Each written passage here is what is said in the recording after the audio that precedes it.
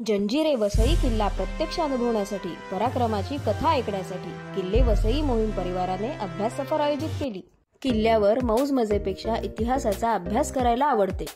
आदरणीय राऊत दादांमुळे हे सहज शक्य झाले, म्हणून त्यांचे खूप आभार। पेशवे स्मारकापाशी मोहिमेची प्रस्तावना, राऊत दादांची ओळख होऊन प्रत्यक्ष मोहीम सुरू झाली। 12व्या शतकात इथे बोंगळी राजाची गडी किंवा नागेश महातीर्थ होते।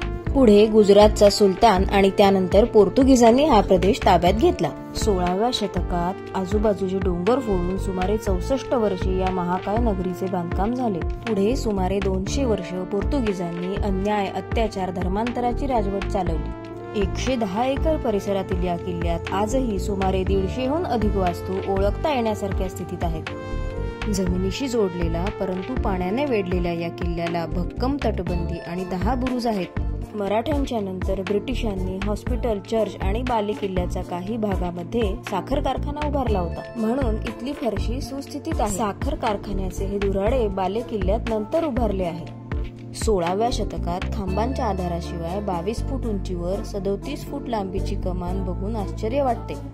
बाले किल्ल्याच्या भोवतीने पुरातन चर्चेस, तुरुंग, कोर्ट, रुग्णालय, वाचनालय, बाजारपेठ, टाउन हॉल अशा अनेक इमारती म्हणजेच वसईचा किल्ला उत्कृष्ट नगर रचनेचे उदाहरण आहे।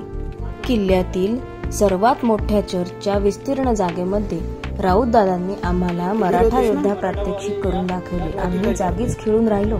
प्रात्यक्षिक पाहिल्यानंतर मात्र आमच्यात जणू वीरश्री संचारली।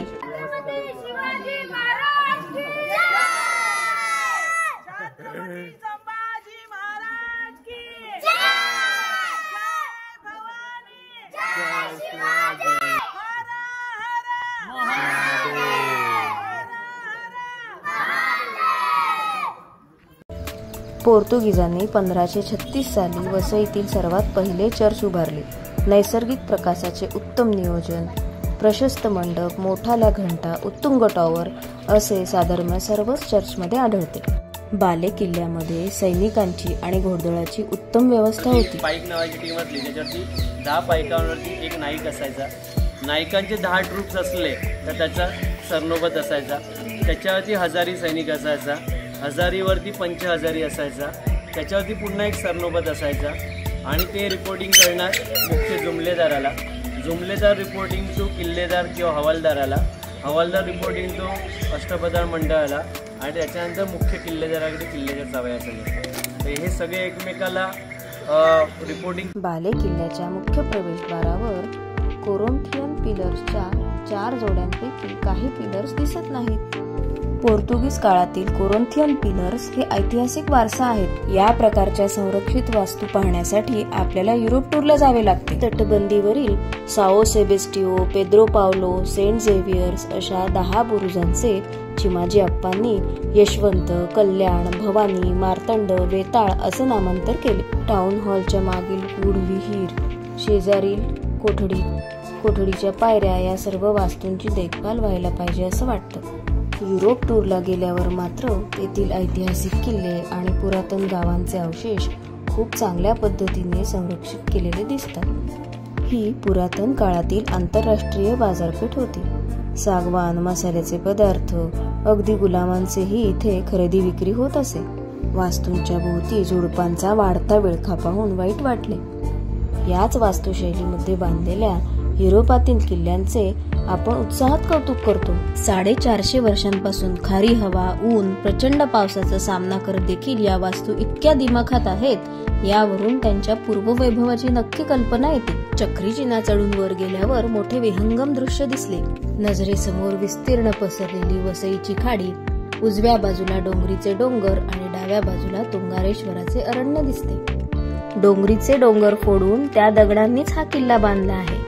दूरवर दिसणाऱ्या तुंगारेश्वराच्या जंगलातील लाकूडच या किल्ल्यात वापरले आहे। सर्वात अलीकडे बांधलेल्या कॅथेड्रल चर्चमध्ये बाप्तिस्माच्या वेळी घुमटावर चितारलेले देवदूत आशीर्वाद देत आहेत असं वाटावं अशी खास व्यवस्था केली होती।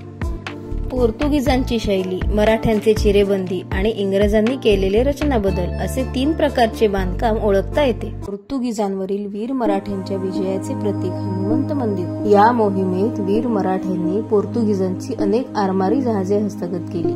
यापैकी एका जहाजाची भली थोरली डोलकाठी मराठी आरमारी विजयाची आठवण म्हणून श्री हनुमंत मंदिरासमोर रोवली आहे. मुंबई पासून दमण पर्यंतचा प्रदेश पोर्तुगीजांच्या ताब्यात होता. कट्टर आणि कडव्या पोर्तुगीजांनी प्रजेचा छळ केला. धर्मांतरे, बलात्कार, असह्य अत्याचार पेशव्यांच्या कानावर गेले आणि नरवीर श्रीमंत चिमाजी अप्पांनी श्रीदेवीच्या कृपेने वसईवर भगवा फडकवला. आशियाई इतिहासात स्थानिकांनी आधुनिक शस्त्रास्त्रांनी प्रबळ परकीयांचा पराभव करण्याची ही पहिलीच घटना झाली. किल्ल्याच्या 2 दरवाजांपैकी सागरी दरवाजाच्या भिंती अजूनही भक्कम आहेत. लाकडी दरवाजा आणि शत्रूचा सामना करण्यासाठी लावलेले खिळे मात्र मोडकळीस आले आहेत. याचा प्रवेश सरळ न ठेवता पहिल्या दरवाजाच्या पुढे दुसरा दरवाजा काटकोनात ठेवला आहे.